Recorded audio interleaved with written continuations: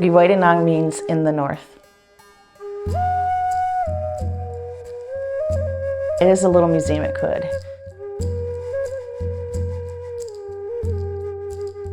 We did it in 7 months, which is unheard of. Each of these treaties had some agreements. The only part that they kept was they promised to take our land, and they took it.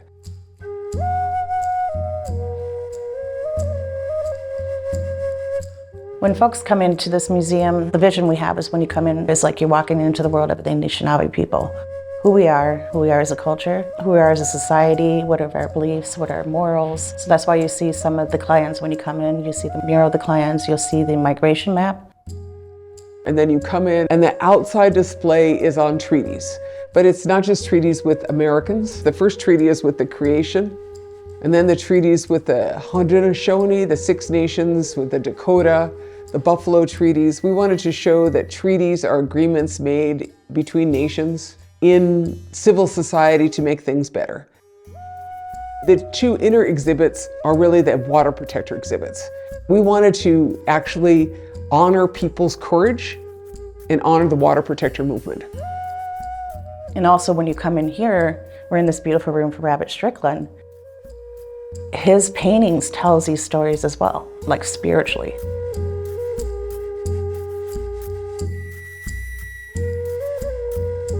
We said we wanted to buy this and put this together. And everything we said it was going to be, talking about the Anishinaabe people, justice, our art and culture, and also the water protector exhibit. This is all done by donations. This wasn't done by grants or anything. And then there was a handful of us who volunteered to remodel this and gut it out. Well, this was once a Carnegie Library. I think of Carnegie Libraries as a place of enlightenment. I always thought it should be this, and then when Enbridge bought this museum and turned it into their headquarters for basically expansion in this area, I was really offended.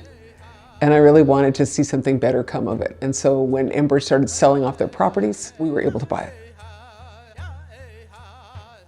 I and Sarah are both veterans of Standing Rock. We spent a lot of time out there at Standing Rock, and we spent 7 years fighting Enbridge. In that territory and in that land, we learned a lot, and we saw a lot of courageous people. And we saw a lot of people who went to great risk. We saw corporations that did wrong. For me, personally, it's a cultural duty. It's because it brings back to the whole vital that it's life. My children and nobody else's children can live without water. Nothing can. So that's what it means to be a water protector. I think we should all be water protectors. You can live without oil, but you can't live without water. And water is life. And in this area, we have a lot of water. And this is a fifth of the world's water. And in a world that is parched and is water challenged, increasing people do not have access to drinkable water, we have water. And so we think that it should be protected. None of us were really familiar with pipelines. I wasn't either. They're out of sight and out of mind.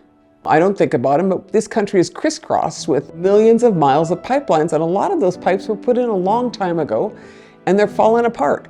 And so I really think that the company that made the money off of the pipeline should clean it up. It's just kind of like basic common sense. You made the mess, you clean it up.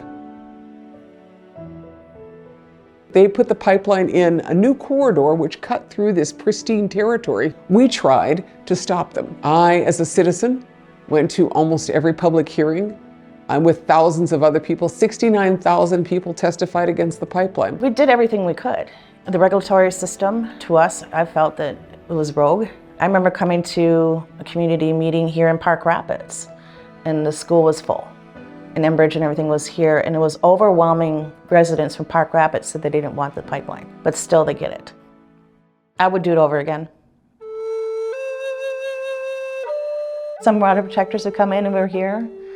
To them, when they left the building, they felt healed. First of all, the Native folks that do come in, they're excited. They're like, is this just temporary or are you here forever? And I was like, we bought it, we're here forever. And especially elders, they're excited that they think it's good. As far as folks non-Native, oh my God, they're so excited.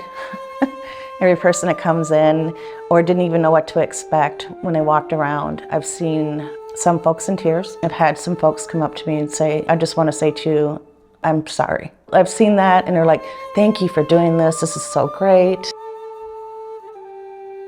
My biggest goal when they come out is that our children can have that equal balance of who they belong, where they belong. And to the Native students, I'm Anishinaabe, I'm Dakota, and I'm proud. Did you hear about us? Did you learn about us in this museum? So that's what I want folks when they come out of here. One wouldn't wake up and say, I'm going to put together a museum. In my mind, I had this, that this should be something great. I was raised in museums, so I realized that people can make museums. You don't have to be a professor. People can make museums. At the end of the day, we're still here. Who left? Enbridge. Our territory and our land is beautiful. This is healing. To create this, it was like a creation of healing, to be honest with you. And yeah, it is a victory to me because you know what? We're still here.